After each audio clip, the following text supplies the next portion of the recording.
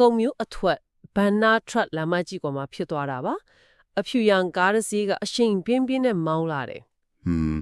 အဲ့ဒီနေရာမှာရဲတပ်ဖွဲ့ရဲ့တွေးတွင်းရက်ပါဝင်မှုစစ်ဆေးတဲ့ကိစ္စရှိနေတာပေါ့ဗျာဟုတ်ကဲ့လမ်းပေါ်မှာကမီးရောင်တွေလင်းထိန်နေတာလေရင်ထင်းရဲတွေကလည်းအထင်သားရှိနေတာပေါ့ဒါပေမဲ့ကားမောင်းသူကဘရိတ်ကိုလုံးဝမနှင်းဘူးရှင်ဟာဘရိတ်မနေမဲ့တိုက်ပြလိုက်တာလားဟုတ်တယ်ရှင်လီဗာကိုဆက်နေပြီးရှေ့မှရက်နေတဲ့အသက်59နှစ်အရွယ်ရန်ထင်းဒုတက်ရင်မူတန်းအာဖီရုံချစ်ချရုံကိုအရှိန်နဲ့ဝင်တိုက်ပစ်လိုက်တာပါဟာအသက်59နှစ်ဆိုတော့အသက်အရွယ်လည်းရားနေပြီနော်ဒဏ်ရာတော်တော်ပြင်းထန်သွားမလားဗျပြင်းထန်တာပေါ့ရှင်အသက်ရှူရက်သွားတဲ့အထီကိုပြင်းထန်စွာဒဏ်ရာရရှိသွားခဲ့တာပါအဲ့ဒီမှာတင်ရဲတွေကကားမောင်းသူဌာနဘက်ကိုဖမ်းဆီးစစ်ဆေးတော့တာပေါ့သူကဘလို့စင်ကြေပေးလိုက်ဗျာအရက်မူးနီလို့ပြောလားမဟုတ်ဘူးရှင်အဲ့ဒါကတကယ့်ကိုစိတ်ဝင်စားဖို့ကောင်းတဲ့ချက်ပဲဆေးစစ်ကြည့်တော့သူ့မှာမူရစေဝါထုံးဆွဲထားတဲ့လက္ခဏာလည်းမရှိဘူးအရက်တော့ထားတဲ့လက္ခဏာလည်းတစ်ဆက်မှမရှိဘူးတကယ်ကြီးအမှုမလွန်ပဲနဲ့ဝင်တိုက်တာပေါ့ဟုတ်တယ်သူကဘာပြောလဲဆိုတော့စစ်စေးကိတ်ကိုမမြင်လိုက်တာလို့ပါတဲ့ဟူလေကျမစဉ်းစားကြည့်တာလीဘန်နာထရက်လန်ဆိုတာညာဘက်ဆိုရင်တော့ဖြတ်တန်းသွားလာတဲ့ကားလေးအတွက်မြင်ကွင်းရှင်းလင်းအောင်မီးတွေအများကြီးထုံးထားတဲ့အဝီးပြင်လောင်မကြီးတယ်မမြင်ရဘူးဆိုတာဖြစ်နိုင်ပါမလားလုံးဝမဖြစ်နိုင်ဘူးဗျာစိတ်ပညာပိုင်းဆိုင်ရာအရာရောလက်တွေ့မြေပြင်အခြေအနေအရာပါ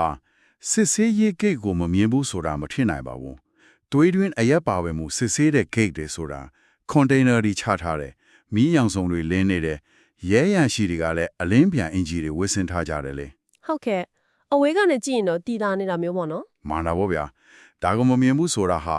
ရှင်းရှင်းပြောရရင်ထိတ်လန့်တော်တဲ့အတွက်ပေးတဲ့အလိုအယောက်စင်ချဲတစ်ခုသာဖြစ်ပါတယ်အတိစိတ်အပြည့်အဝရှိနေလဲတာနဲ့ဘာဖြစ်လို့ရဲရန်ရှိကိုဝင်တရတာလဲဆိုတာကိုစဉ်းစားကြည့်အောင်ဗျာတာမရင်စည်းကဖောက်ဖျက်မှုလေးတစ်ခုကနေရဲအင်ရရှိတူကိုတီလူမျိုးပါဖြစ်စေရဲ့အထိကြီးလဲလဲပြမှုတစ်ခုကိုဘာကြောင့်ရွေးချယ်လိုက်တာလဲဆိုတာယူတိမတန်ဘူးလို့ခန်းစားရလဲရှင်အပြင်မှာငှက်ကြည့်ရင်တော့ယူတိမတန်ဘူးလို့ထင်ရတာပေါ့ဒါပေမဲ့ကားမောင်းလူရဲ့ဦးနှောက်ထဲမှာထိုးစင်းကဖြစ်ပေါ်နေတဲ့တွက်ချက်မှုကိုလေးလာကြည့်ရင်တော့အဖြေကရှင်းပါတယ်ဘယ်လိုမျိုးတွက်ချက်မှုလဲရှင်အိုလေလူတယောက်ဟာအလွန်အမြင့်ချင်းချောက်ခံရပြီလို့ခံစားရတဲ့အခါဦးနှောက်က fight or flight ဆိုတဲ့ရင်ဆိုင်မလားထွက်ပြေးမလားဆိုတဲ့တုံ့ပြန်မှုမျိုးကိုချက်ချင်းလှုပ်ဆောင်ပါတယ်ဗျာ။အော်ဆိုတော့သူကထွက်ပြေးဖို့ရွေးချယ်လိုက်တာပေါ့။ဟုတ်တယ်ဗျ။သူကအရက်မတောက်ထားဘူး။ဒါပေမဲ့ရေကိတ်ကိုတွေးလို့လွန်လွန်ကျူးကျူးထိတ်လန့်သွားတယ်။ဆိုလိုတာကသူကားထဲမှာအရက်တောက်ထားတဲ့ဖြစ်မှုထက်အစပေါင်းများစွာပိုကြီးလေးတဲ့ຢာတစ်ခုခုပါလာလို့ပါပဲ။ရဲတွေလက်ထဲလုံးဝအမိခံလို့မဖြစ်တဲ့အရာမျိုးပေါ့နော်။တိကြပါတယ်ဗျာ။ရေကိတ်ကိုဖျက်သွားရင်အစစ်ဆေးခံရမယ်။အစစ်ဆေးခံရရင်အဲ့ဒီຢာကိုတွေးသွားမယ်တွေးသွားရင်သူ့ဘဝတတလို့ထောင်ထဲမှာကုံဆုံးသွားနိုင်တယ်ဆိုတဲ့အတိကသူ့ကိုစဉ်းစားဆင်ခြင်ရန်ကဲမဲ့သွားစေတာပါ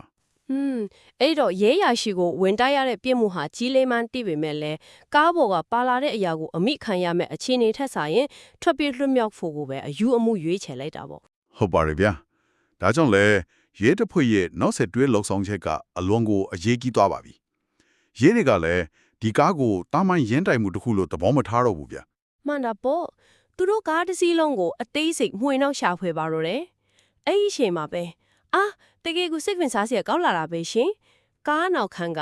အဖိုးပြီးသိန်းစီရဲ့နေရာမှာဝှက်ထားတဲ့ 9mm ပစ္စတိုတနက်ကလက်နဲ့ကြီးစား24တောင်ကိုတွားတွေ့ပါတယ်အဖိုးပြီးအောက်မှာနော်တာမန်နေရာမဟုတ်ဘူးဗျဟုတ်တယ်ကျမဒီနေရာမှာနည်းနည်းဝင်ပြီးဆွေးနွေးကြတယ်လူတချို့ကထင်ကောင်းထင်နိုင်တယ်လေကားကတငယ်ချင်းစီကငှားလာတာဖြစ်မယ်တနက်ပါမှမသိပဲမတော်တဆတဲလာမိတာနေမှာပါဆိုပြီးတော့ပေါ့ဒါပေမဲ့တနက်တလက်နဲ့ကြီးစား24တောင်ကိုအဖိုးပြီးထားတဲ့နေရာမှာတွားခွက်ထားတယ်ဆိုတာမတော်တဆဖြစ်နိုင်တဲ့ကိစ္စမဟုတ်ဘူးရှင်ဒါကဂျော်ဒန်ဂျန်စီပြီးရည်လွယ်ချက်ရှိရှိဖုံးကွယ်ထားတာပဲဗျာအဲ့ဒီလိုထင်ကြေးပေးတာကလက်တွေ့နဲ့အတော်လေးလွဲနေပါတယ်စဉ်းစားကြည့်ပါဗျာလက်နက်တစ်ခုကိုကားရှိခန်းကလက်အိတ်ထဲတဲ့ဘူးထဲမှာချစ်ဖြစ်ထိုင်ကုန်အောက်မှာချစ်ဖြစ်ထားတာမျိုးဆိုရင်အလွယ်တကူကောက်ထည့်လိုက်တာမျိုးဖြစ်နိုင်တယ်လားပေါ့နော်ဟုတ်ပါတယ်တတိလို့ပြေကြံခဲ့တာလို့ပြောလို့ရပါသေးတယ်ဒါပေမဲ့ကားနောက်ဖုံးကိုဖွင့်ရတယ်အပေါ်ကကော်စောပြကိုမတင်ရတယ်အပေါ်ပြီးရှိတဲ့အကန့်ကိုဖွင့်ပြီးမှတင်နဲ့နေကြီးစံ24တောင်ကိုစနစ်တကျနေရာချဖုံးကွယ်ထားတယ်ဆိုတာဟာလုံးဝကိုအချိန်ယူပြီးပြင်ဆင်ထားတဲ့ရည်ရွယ်ချက်ရှိရှိလုပ်ရပါပဲ ဆိုလိုတာကသူတို့ဟာဥပဒေစိုးမှုရဲ့အရာရှိတွေရဲ့တာမန်စစ်ဆေးမှုမျိုးကိုကြော်လွှားနိုင်ဖို့ကြိုတင်ပြီးပြင်ဆင်ထားတဲ့သဘောပေါ့နော် မှန်ပါတယ်ဗျာရေးလီကကာဘီရင်ပေါက်ကနေဓမီနဲ့လှမ်းထိုးကြည့်ုံလောက်နေတော့